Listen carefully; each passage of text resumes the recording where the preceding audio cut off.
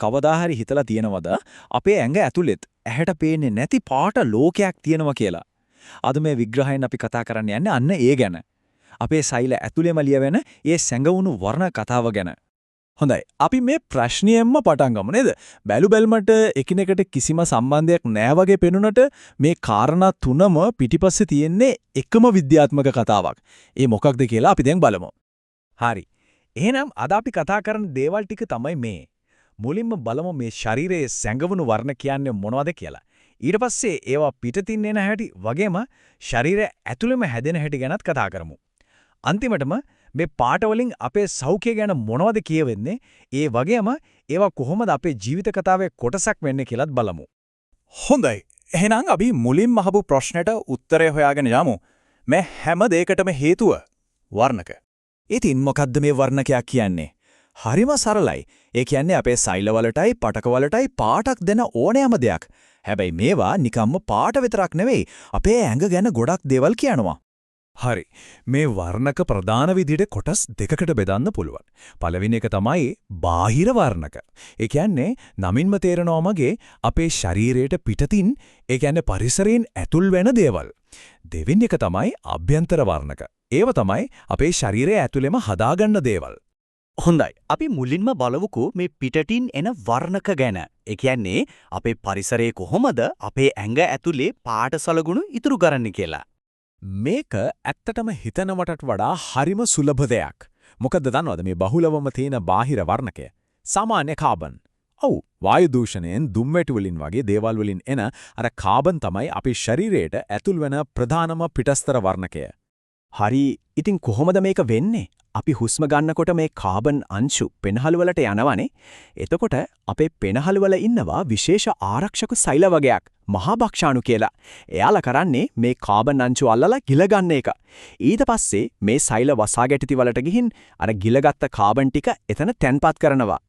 ඉතින් කාලයක් යද්දි මේ විදිහට කාබන් එකතු වෙලා පෙනහළුයි ඒ ආශ්‍රිත වසා ගැටිතියයි ටික කළු පාට වෙන්න පටන් ගන්නවා. අන්න ඒ තත්වෙට තමයි වෛද්‍ය විද්‍යාවේදී ඇන්ට්‍රොකෝසිස් කියලා කියන්නේ.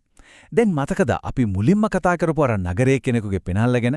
අන්න ඒක පිටිපස්සේ තියෙන කතාව තමයි මේ. හරි. දැන් අපි යමු ඊටත් වඩා ටිකක් සංකීර්ණ හැබැයි හරිම රසවත් පැත්තකට. ඒ තමයි අපේ ශරීරයම ස්වභාවිකවම හදාගන්න වර්ණක එහෙම නැත්නම් තීන්ත ගැන කතා කරන්න. ඇත්තටම අපේ ඇඟ ඇතුලේ හැදෙන වර්ණක වර්ග කිහිපයක්ම තියෙනවා. හැබැයි අපි අද ප්‍රධාන වශයෙන් මේ තුන ගැන අවධානය යොමු කරමු. ඒ තමයි ලිපොෆුසින්, මෙලනින් සහ හීමොසිඩරින්. මුලින්ම ගමු ලිපොෆුසින්. මේක හරිම අපූර්ව දෙයක්. මේකට ගෙවී යාමේ වර්ණකය කියලාත් කියනවා. ඒ කියන්නේ වයසට යද්දී අපේ සෛලවලට සිද්ධ වෙන පොඩි හානි නිසා මේ දුඹුරු කහපාට වර්ණකය සෛල ඇතුලේ එකතු වෙනවා. හරියට සෛලීය මලකඩ බැඳෙනවා වගේ. මේකෙන් ලොකු හානියක් වෙන්නේ නැහැ. හැබැයි මේකෙන් පෙන්눔 කරනවා අතීතයේදී සෛලවලට හානි වෙලා තියෙනවා කියලා. ඒක හොඳ සටහනක් වගේ. හරි. ඊළඟට මෙලනින්. මේ නම නම් ගොඩක් දෙනෙක් අහලා ඇති. අපේ සමට, ඇස්වලට, කොණ්ඩේට පාට දෙන්නේ මේ මෙලනින් තමයි. හැබැයි ඒ විතරක් නෙවෙයි. මෙලනින් වල තියෙන ප්‍රධානම කාර්යය තමයි සූර්යාගෙන් එන අහිතකර පාරජම්බුල කිරණ වලින් අපේ සම ආරක්ෂා කරන එක. ඉතින් කොහොමද සමට පාට ලැබෙන්නේ? මේක හරි සරල ක්‍රියාවලියක්. අපේ සමේ ඉන්නවා මෙලනොසයිට් කියලා විශේෂ සෛල වර්ගයක්. එයාලා තමයි මෙලනින් හදන්නේ. ඊට පස්සේ හදපු මෙලනින් ටික අවට තියෙන අනිත් සමේ සෛලවලට බෙදලා දෙනවා. අන්න එතකොට තමයි සමට පාටක් එන්නේ. දැන් අපි බලමු තැලුමක කතාව. මේක නම් ඇත්තටම හරිම රසවත්. තැලුමක් හැදුනම ඒක ටික දවසක් යද්දී පාටින් පාටට මාරු වෙනවා අපි දැකලා තියෙනවනේ. අන්න ඒකට හේතුවත් මේ වර්ණක තමයි. මුලින් මේක රතු නිල් පාටයි නේද? තුවාල වුණු තැනට එකතු වෙන රතු රුධිරාණු වල තියෙන හිමොග්ලෝබින් නිසා. දවස් කිහිපයකින් ඒක කොළ නිල් පාටකට හැරෙනවා. ඒ හිමොග්ලෝබින් බිඳිලා බිලිවර්ඩින් කියන අලුත් වර්ණකය හැදෙන නිසා. ඊටත් පස්සේ අන්තිමට ඒක රන්වන් කහ පාටක් වෙනවා. අර බිලිවර්ඩින් යකඩ ගොඩක් තියෙන හීමොසිඩරින් කියන වර්ණකය බවට පත් වුණාම මේකෙන් අපූර්වට පේනවනේ අපේ ඇඟ ඇතුලේ වර්ණකයේ එකකින් තව එකකට මාරු වෙන විදිය. හොඳයි. මේ වර්ණක සාමාන්‍ය මට්ටමින් ශරීරයේ තියෙන එක ප්‍රශ්නයක් නෙවෙයි. හැබැයි සමහර වෙලාවට මේවායේ ප්‍රමාණය අසාමාන්‍ය විදිහට වැඩි වුණොත්, එහෙමත් නැත්නම් අඩු වුණොත්, ඒක විවිධ රෝගී තත්වයන් ගැන දෙන වැදගත් ඉඟියක් වෙන්න පුළුවන්. උදාහරණයක් වෙඩියට මෙලනින් ගත්තොත් සමේ තෙනින් තෙන මෙලනින් වැඩිපුර එකතු වුණාම තමයි ලප කැලැල් හැදෙන්නේ. මුළු ශරීරයේම මෙලනින් නිෂ්පාදනය වැඩි වෙන එක ඇඩිසන්ගේ රෝගය වගේ තත්වයක ලක්ෂණයක් වෙන්න පුළුවන්. අනික අතට මෙලනින් නැති වුණොත් සමේ තෙනින් තෙන මෙලනින් නැති වෙලා හැදෙන සුදු ලප වලට තමයි අපි විටිලිගෝ යගමත් නැත්තම් ශ්වේත මකුලුවා කියලා කියන්නේ. මුළු ශරීරයේම මෙලනින් නිෂ්පාදනය සම්පූර්ණයෙන්ම නැති තත්වයට ඇල්බිනෝවාදය කියලා කියනවා. අර යකඩ අඩංගු වර්ණකය ඒ කියන්නේ හිමෝසිඩරින් ගැන කතා කරද්දිත් මේ වගේම දෙයක් දකින්න පුළුවන්. ශරීරයේ යකඩ වැඩිපුර තැන්පත් වෙනවා.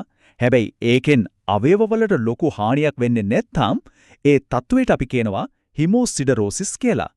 නමුත් මේ යකඩ එකතු වීම නිසා පටකවලට හානි වෙලා අවයවවල ක්‍රියාකාරීත්වයත් අඩාල වෙන තැනට ආවොත් ඒක ඊට වඩා දරුණු තත්වයක්.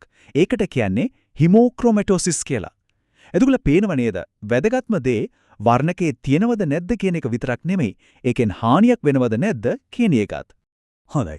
ඉතින් මේ හැම දෙයකින්ම අපිට තේරෙනා නේද? අපේ ශරීරයේ ඇතුලේ තියෙන මේ වර්ණ කියන්නේ නිකම් පාට නෙවෙයි කියලා. ඇත්තට මේවා අපේ ජීව විද්‍යාත්මක කතාවල එන තීන්ත වගේ. මේ කියමනෙන් කියවන විදිහටම වයසට යද්දී එකතු වෙන අර සෛලීය මලකඩවල ඉඳන් පරණ තුවාලයක ඉතුරු වෙන යකඩ සලකුණ දක්වාම මේ හැම වර්ණකයක්ම අපේ සෛල මට්ටමේ ජීවිතය ගැන ලියවුණු දිනපොතක් වගේ. ඉතින් මෙතනින් අපිට ගන්න තියෙන ප්‍රධානම පණිවිඩය තමයි මේ අපේ ශරීරයේ තියෙන මේ පාට කියන්නේ නිකම්ම පාට නෙවෙයි. ඒ හැම එකක්ම අපේ වයස, අපි ජීවත් වෙන පරිසරය, අපිට සිද්ධ වුණු තුවාල, ඒ වගේම අපේ සමස්ත සෞඛ්‍ය තත්ත්වය ගැනත් කතාවක් කියන ජීව විද්‍යාත්මක භාෂාවක්. අපේ ශරීරය අපේම ජීවිත කතාව ලියන්න මේ වර්ණ පාවිච්චි කරනවා. එවනම් පොඩක් හිතන්න කෙනෙකුගේ ශරීරය කියමින් ඉන්නේ මොන වගේ කතාවක්ද?